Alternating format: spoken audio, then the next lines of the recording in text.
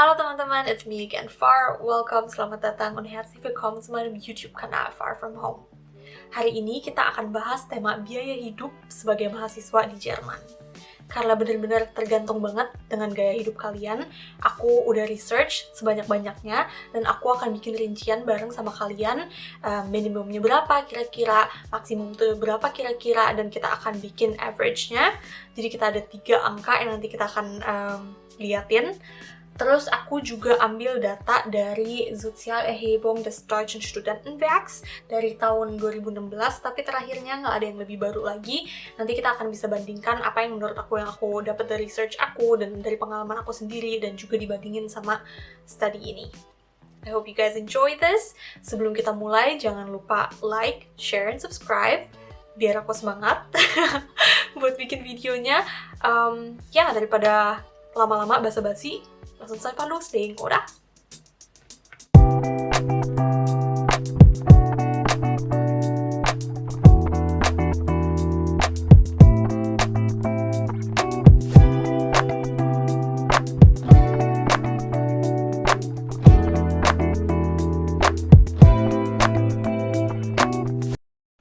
Oke guys, jadi poin pertama yang aku mau bahas dengan kalian adalah akomodasi.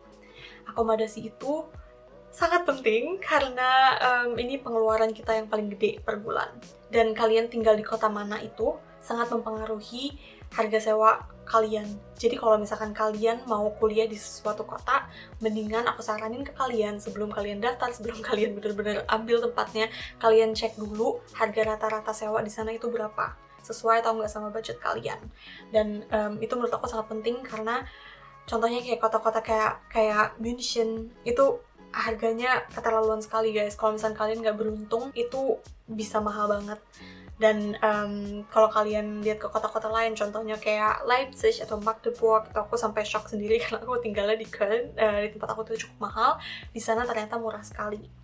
Jadi saran aku mendingan kalian coba aja lihat di website-website. Nanti aku include deh website-website di mana kita bisa cek harga sewa rata-rata. Jadi sebelum kalian daftar, sebelum kalian pilih uninya, kalian coba aja cek dulu harganya sesuai atau enggak sama budget kalian. Itu tip pertama aku. Yang kedua, aku mau ngomongin tipe tempat tinggal kalian contohnya. Sebagai mahasiswa, kita bakal langsung mikir, oh, Studentenwohnheim atau student dorm room kan. Ya, itu adalah benar-benar the most budget-friendly option. Cuma ada satu kekurangannya, itu limited banget guys. Jadi di mana-mana setahu aku jauh lebih banyak student daripada student dorm rooms. Jadi kalau misalkan kalian nggak dapat, kalian mau nggak mau harus sewa apartemen biasa, either sendiri atau kalian sewa rame-rame sama orang in shared apartment atau Wohngemeinschaft bahasa Jermannya. Dan karena ada 2 beda tipe ini, aku akan kasih tahu ke kalian dari sisi keuangan bedanya apa. Oke, kita mulai dengan apartemen yang biasa normal lah ya, bukan student dorm, dimana kalian bisa cari di website-website, ntar aku include aja, mendingan linknya di bawah biar kalian bisa lihat. Itu kalau misalnya kalian lihat-lihat iklan di bawah itu, kalian akan notice kalau ada 2 harga sewa yang tertera di sana. Satu adalah Kaltmiete. Kaltmiete itu kalau misalnya kita translate artinya harga sewa dingin. Dingin karena itu benar-benar cuma harga sewa ruangannya aja. Jadi kalian belum bayar air, belum bayar gas, belum bayar heating expenses, belum bayar apa-apa sama sekali. Itu benar-benar bersih cuma ruangannya aja. Nah biasanya kayak misalkan gas sama air itu termasuk di Nebenkosten. Nebenkosten itu biaya sampingan lah ya kalau Indonesianya. Nah di biaya sampingan ini tapi benar-benar kalian mesti cek tergantung apartemen masing-masing. Tapi biasanya yang included itu di Nebenkosten adalah gas, air, kayak biaya kalian pemungutan sampah. Nah, kalau kalian tambahin Kaltmiete dan Nebenkosten ini, baru kalian dapat harga miete total, namanya itu Warmmiete atau miete anget, harga sewa anget bahasa Indonesianya. Nah, karena ini kan seperti aku bilang, Nebenkosten itu kan termasuk biaya air, biaya gas, segala macam, dan itu kan tergantung sebenarnya kalian pakainya berapa. Jadi abis 1 tahun, kalian bakal ada hitung-hitungan sama landlord kalian dimana dibandingin, oke, kamu per bulan waktu itu air bayarnya berapa, dan yang kamu ternyata beneran pakai itu berapa. Jadi kalau misalkan kalian hemat, ada kemungkinan kalian dapat uang kembali, atau kalau misalnya kalian lagi boros, maybe it was a cold winter, kalian mesti nombok gitu. That is one thing that you have to know. Jadi yang nggak included itu di miete, di harga sewa apartemen, biasanya listrik, internet, dan Rundfunkbeitrag. Rundfunkbeitrag apa? Akan kita bahas nanti kalau misalnya kita bahas poin itu. Nah, sekarang kita bahas Studentenwohnheim. Studentenwohnheim itu murah banget guys, sumpah, it's like the most budget friendly option. Biasanya juga udah furnished, walaupun cuma kayak ranjang dan meja belajar aja, tapi biasanya udah ada itu perabotan 2, dan juga itu udah termasuk semua cost, literally semua costnya udah termasuk, udah listrik, udah internet, udah heating, udah semua-muanya. Biasanya kalian cuma mesti bayar Rundfunkbeitrag doang on top of your miete. Makanya menurut aku kalau misalnya kalian emang bisa dapat Studentenwohnheim dan kalian emang orang yang nggak pilih-pilih, it's not luxurious at all, dan nggak ada privacy, menurut aku if you guys are fine with that and it fits your budget, then go for it, definitely. Dan yang kedua, seperti yang aku bilang, kalau misalkan di apartemen kalian ada hitung-hitungan per tahunnya, dibandingin kalian pakainya seberapa dan kalian udah bayarnya berapa, dan ada kemungkinan kalian mesti nombok. Kalau di Studentenwohnheim kalian tuh tiap tahunnya nggak ada hitung-hitungan. Jadi harga sewa udah bersih, bener-bener include all costs and flat jatuhnya. Jadi kalian nggak perlu khawatir akhir tahun akan ada hitung-hitungan kalian mesti nombok. Itu nggak akan terjadi. Jadi selain harga sewa kalian harus hanya bayar Rundfunkbeitrag. Nah, sekarang coba kita lihat harga sewanya berapa. Kalau misalkan Wohnheim itu yang aku lihat rata-rata 248,5 euro per bulan. Dan minimalnya yang aku ketemu paling murah itu 177 euro dan paling mahal aku lihat 320-an. Tapi I didn't check everything, jadi mungkin ada yang lebih mahal, mungkin ada yang lebih murah, kurang lebih 250 lah per bulan. Nah, kalau misalkan Wohnung biasa, maksudnya kayak apartemen biasa, bukan dorm, itu kalian bisa bayar, aku kaget sekali, di Leipzig atau di mana ya, kemana aku lihat, pokoknya ada yang 215 per bulannya, dan paling mahal aku masukin 500. Obviously 500 itu kalau buat di Köln, kalau misalkan kalian mau tinggal sendiri, itu udah murah. Tapi obviously kita kan di sini lihat budget student, jadi oke. 215 paling murah, paling mahal aku bilangnya 500 lah kurang lebih. Jadi tengahnya itu kira-kira 357,5 euro. Sorry guys, my neighbor barusan lewat. Poin kedua yang aku mau bahas adalah Rundfunkbeitrag, karena it doesn't matter kalian tinggal di Studentenwohnheim atau di apartemen biasa, ini biasanya kalian harus bayar ekstra. Itu nggak di-included di harga sewa biasanya. Nah, apa sih Rundfunkbeitrag itu? Aku jelasin dengan singkat. Itu seperti pajak TV, pajak radio. Jadi, walaupun kalian di rumah nggak ada TV, walaupun kalian nggak punya radio, di rumah kalian tuh wajib bayar. Dan ini cara bayarnya bukan per orang, tapi per apartemen. Jadi, biayanya kalau misalkan kalian tinggal di shared apartment sama 3 orang lain, jadi kalian tinggal berempat, biaya ini kalian bisa bagi 4 per bulan, gitu. Nah, buat satu apartemen harganya 17,5 euro. Jadi buat maksimal kalau kalian tinggal sendiri 17,5, dan aku hitungnya kalau misalkan minimalnya itu kalau kalian tinggal di apartemen yang berempat. Jadi itu 4,375 euro. Oke. Nah, ini poin ketiga dan poin keempat yang aku akan bahas. Ini kalian nggak perlu hitung kalau misalkan kalian tinggal di Studentenwohnheim. Karena seperti yang aku udah bilang, listrik dan internet itu termasuk biasanya. Oke, kita mulai dengan listrik. Listrik itu aku hitungnya per orang dengan 1.500 kWh. Itu kilowatt jam bahasa Indonesianya. Ini data average yang aku research di internet itu. Biasanya satu orang segini. Kalau tinggal sendiri, kalau misalnya tinggal berdua mungkin agak lebih dikit. Average-nya per personnya jadinya lebih dikit karena kalian kan nggak nyalain 2 lampu kalau misalkan berdua, jadi mungkin jatuhnya lebih dikit, tapi more or less 1.500 I think it's a very good number to start with. Jadi aku cek di internet, untuk segitu kira-kira tuh 33,5 euro. Yang paling murah yang aku ketemu tuh 27, dan yang paling mahal itu 40. Jadi ditengahin aja 33,50. Berikutnya adalah internet. Internet itu menurut aku normal banget kalau kalian bayar 20-30 euro. Tapi kalian ada kemungkinan kalau misalkan kalian tinggal di shared apartment atau mungkin kalian tinggal di Wohnheim yang walaupun cuma satu kamar, tapi kan wifi-nya kayak bisa nembus gitu lah ya. Jadi kalian bisa patungan sama roommates kalian, itu bisa lebih murah. Jadi harga minimal aku masukinnya 10 euro dan harga maksimal 30 euro. Oke, poin berikut yang aku mau bahas adalah biaya HP. Buat pulsa lah ya jatuhnya. Jadi di Jerman itu suka banyak yang nggak prepaid gitu loh. Bukan kayak beli pulsa aja, tapi kontrak. Banyak banget formsnya di sini juga banyak banget tipe-tipe yang nggak prepaid. Kalau aku dulu sebagai student, aku belinya bener-bener yang murah-murah aja. Kayak dari Aldi Talk misalnya atau Lidl Mobile, itu bener-bener kayak yang murah paling kalian data tuh cuma 2 GB, tapi menurut aku itu cukup banget sebagai student. Kenapa? Karena selama aku di kuliah, selalu ada wifi dari kuliahan. Terus aku di rumah, aku juga punya wifi. Apalagi dulu aku kerja di kuliahan, jadi pas saya kerja pun ada wifi. Bikin kerja juga harusnya nggak main HP sekalian, jadi ya nggak penting juga gitu. Jadi aku tuh benar-benar selalu di wifi, jadi menurut aku 2 GB atau 3 waktu itu lupa. Itu cukup banget, dan itu harganya murah sekali, benar-benar cuma 7,99 euro. Nah kalian kalau misalkan emang butuh banget data, kalian bisa semahal 20 atau 25 euro. Nah ini aku ambilnya 20, jadi harga tengahnya itu 14. Minimal 7,99, maksimal 20, jadi harga tengahnya 13,99, 14 lah ya. Oke guys, poin berikutnya aku mau bahas dengan kalian adalah asuransi kesehatan. Jadi di Jerman itu kalau misalkan kalian mau kuliah, wajib punya asuransi kesehatan. Kalau nggak, kalian nggak bisa enroll, nggak bisa register gitu loh. Jadi kalau misalkan pas lagi Immatrikulation, bahasa Jermannya, itu kalian harus kasih lihat bukti asuransi kesehatan kalian. Begitu. Jadi ini aku bahasnya untuk orang-orang yang udah kuliah, karena kalau misalkan sebelum kuliah kita nggak bisa pakai gesetzliche Krankenkasse, kita mesti privat versichert sein.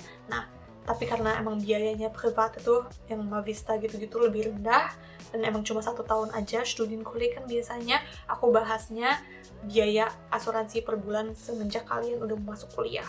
Jadi untuk asuransi kesehatan atau Krankenversicherung, aku saranin kalian ambil yang gesetzlich aja, dan itu ada student price per bulannya kurang lebih 113, dan itu nggak beda-beda kok dari provider satu ke provider lain. It's like maybe bedanya 1-2 euro gitu, nggak banyak. Dan itu menurut aku udah murah. Kalau misalnya kalian kenapa-napa, kalian nggak perlu khawatir. Kalian ke dokter sakit apa, kalian mesti operasi, itu semua udah ditanggung. Oke guys, poin yang berikutnya aku mau bahas sama kalian adalah uang kuliah. Nah, uang kuliah emang bayarnya per semester, nggak per bulan. Tapi karena kita ngitungnya per bulan, jadi aku split into 6. Jadi di Jerman itu nggak ada yang namanya tuition fee. Kita kuliah itu gratis. Kita per semester itu hanya bayar semester contribution fee, biaya kontribusi per semester. Bahasa Jermannya Semesterbeitrag. Bisa kalian cek di uni masing-masing kalau kalian emang tertarik mau ke Jerman. Dan ini biasanya 300 euro. More or less 300. Oke, jadi Semesterbeitrag ini kan kurang lebih 50 euro per bulan. Dan biasanya Semesterbeitrag ini udah include semester ticket. Semester ticket adalah tiket yang kalian bisa pakai untuk transportasi umum di kota kalian. Nah itu setiap uni handle-nya beda-beda. Jadi kalau misalkan aku kan kuliahnya di Köln, waktu itu aku dapat tiket bukan untuk Köln doang, tapi buat the whole state, the whole Bundesland, Nordrhein-Westfalen, dan itu gede sekali Bundeslandnya, makanya semester tiketnya juga mahal gitu. Tapi bener-bener kalian nggak perlu pusing apa-apa, kalian mau naik bus, mau naik kereta, mau naik apapun, itu gratis termasuk. Jadi kalau misalkan kalian udah ada ini, kalian nggak perlu ekstra biaya transportasi lagi. Kalau misalkan kalian mau beli sepeda, ya silahkan. Tapi intinya ini udah termasuk biaya transport kalian. Oke, poin berikutnya aku mau bahas adalah Lebensmittel, atau makan sehari-hari, grocery shopping. Nah ini menurut aku beda-beda, tapi according to Sozialerhebung itu 168. Dan menurut aku ini bener banget sih. Yang aku taruh di kalkulasi aku itu 160 minimalnya, maksimalnya 200. 160 itu kan berarti per minggunya 40 euro buat belanja. Itu menurut aku realistis sekali. Kalau misalkan kalian emang masak dan kalian hemat, itu menurut aku realistis banget. Oke, tentang makanan aku mau kasih tahu satu lagi untuk kalian. Kalau misalkan kalian seharian di uni misalnya, terus kalian nggak bawa makanan segala macam, kalian nggak usah khawatir karena di mana-mana pasti ada mensa, dan biasanya di sana kalian bisa makan dengan sangat murah. aku research biasanya tuh makanan bisa mulai dari 1,5 euro, tapi ada juga yang mahal banget. Aku nggak ngerti kenapa bisa semahal itu di Menza, bisa sampai 7 euro. Itu menurut aku mendingan kalian keluar makan di restoran aja. Tapi di kuliahan aku waktu itu kira-kira tuh 2,6-2,7 euro, dan itu udah bener-bener kenyang sekali. Kalian dapat salad as appetizer, kalian dapat main meal, gede banget sumpah porsi kuli itu, dan kalian dapat dessert. Dan kalian kalau misalkan nggak mau dessert, kalian bisa ambil 2 salad, atau misalkan kayak ada french fries gitu. Mendingan kalau misalkan kalian nggak mau salad atau nggak mau dessert, kalian bisa ambil 2 french fries. Itu beneran waktu itu kenyang banget. Dan itu menurut aku kayak 2-3 euro, itu kalian pasti dapat makan kenyang di sana. Gitu, itu buat siangnya. Oke, poin terakhir yang aku ada di list aku adalah Lernmethode atau perabotan belajar kalian gitu ya. Menurut Sozialerhebung itu kalian keluar 20 euro per bulan. Ini menurut aku mungkin tergantung ya kalian kuliah jurusannya apa. Kalau misalkan kalian kuliah arsitektur, menurut aku mungkin bisa mahal sekali karena kalian selalu bikin project-project di mana kalian emang mesti keluar uang untuk bahan-bahannya lah ya. Kalau misalkan aku personally, aku bener-bener cuma beli notebook, alat tulis, itu aja. Aku dulu kalkulator pun aku bawa dari rumah. Selama aku kuliah, aku bener-bener cuma beli 2 buku. Itu aja. Karena bener-bener menurut aku beli buku itu nggak penting banget karena kalian di sana ada perpustakaan di mana kalian bisa pinjem bukunya. Dan semua uni yang aku kenal, aku nggak tahu masih ada apa nggak yang jadul yang nggak punya ini, tapi setahu aku di setiap uni ada e-book library di mana kalian bisa download e-booksnya, jadi PDF gitu loh. Jadi kalian nggak perlu nunggu bukunya available lagi atau apa, kalian selalu ada itu. Oke, jadi menurut aku 20 itu lebay. Aku personally mungkin 10 aja enggak, tapi untuk hitungannya mungkin kita taruh 5-20 euro. Hey guys, kalau ini frame-nya beda dan udah gelap gitu, ini karena kamera aku tadi mati, jadi aku mesti charge sebelum lanjut. Okay, let's just continue. Jadi poin yang berikutnya aku mau kasih tau ke kalian adalah sesuatu yang menurut aku susah sekali karena sangat individual. Itu adalah Freizeit atau waktu luang. Obviously kalian di sini nggak cuma kuliah, kalian punya teman, kalian bergaul, dan kalian jalan-jalan, kalian pergi makan. Itu menurut aku sangat susah karena tergantung kalian sesering apa keluarnya, dan itu juga bukan tergantung itu aja, tergantung juga kalian maunya tuh kayak gimana. Kalau misalnya kalian ngopi harus selalu di Starbucks, atau kalian kayak mesti makan yang di restoran-restoran mau bagus dan mewah, pasti lebih mahal. Nah, karena aku bingung banget, aku coba lihat di data-data dari Sozialerhebung, menurut mereka per bulan itu 61 euro. Dan menurut aku ini bisa sih kalau misalkan kalian emang gak gitu terlalu sering keluar, atau misalkan kalian benar-benar hemat pas jalan-jalan, dan kalian contohnya perginya kayak ke student party, itu chill, kalian pasti banyak banget student party di sana dan itu nggak mahal biasanya gitu.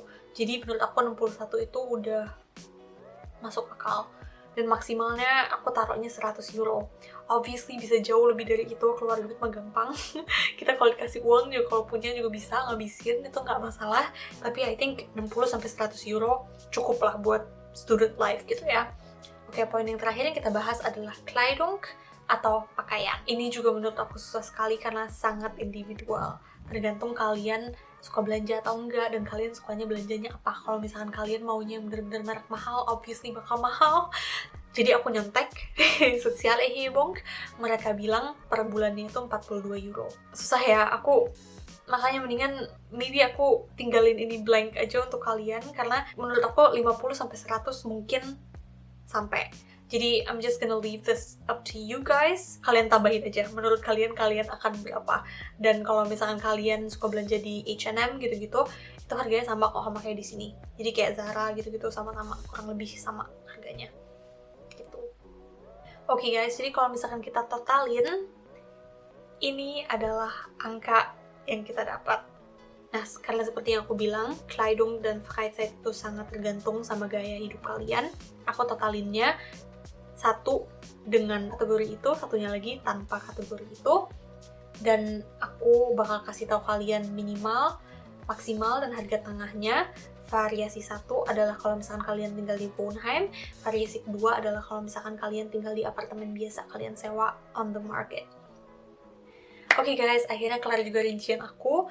Of course, buat video ini aku udah research seteliti dan sebisa mungkin biar angka-angka yang aku kasih tahu ke kalian realistis. Dan aku nih udah bandingin sama data-data study dari Sozialerhebung des Deutschen Studentenwerks. Walaupun ini studinya dari tahun 2016, udah agak lama sebenarnya. Walaupun aku udah kasih tahu kalian harga yang berbeda-beda, variasinya minimal, maksimal, kalian tinggal di Wohnheim atau di apartemen, tetap aja mungkin kalian bisa lebih hemat daripada yang aku sebut, atau kalian bisa keluar uang lebih dari yang aku sebut. Ini benar-benar tergantung kalian dan gimana kalian spend money. Ini aku cuma kasih tau kalian biar kalian ada gambaran aja kira-kira berapa sih biaya kuliah di Jerman. Kalau kalian udah tinggal di Jerman dan mau share pengeluaran kalian per bulan tuh berapa sih? Leave your comment down below, pasti bermanfaat buat yang lain. Kalau kalian mau denger tips gimana caranya hemat tinggal di Jerman, leave your comments down below.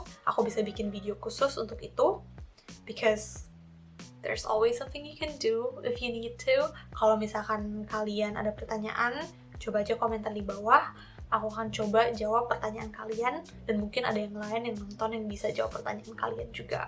Okay guys, I hope you guys enjoyed this. Ich würde mich wirklich darüber freuen, wenn ihr abonnieren und mein Video teilen würdet. Ja, sonst like, share, subscribe, you know the drill. Wir sehen uns in meinem nächsten Video. Bis dahin, macht's gut und bleibt gesund.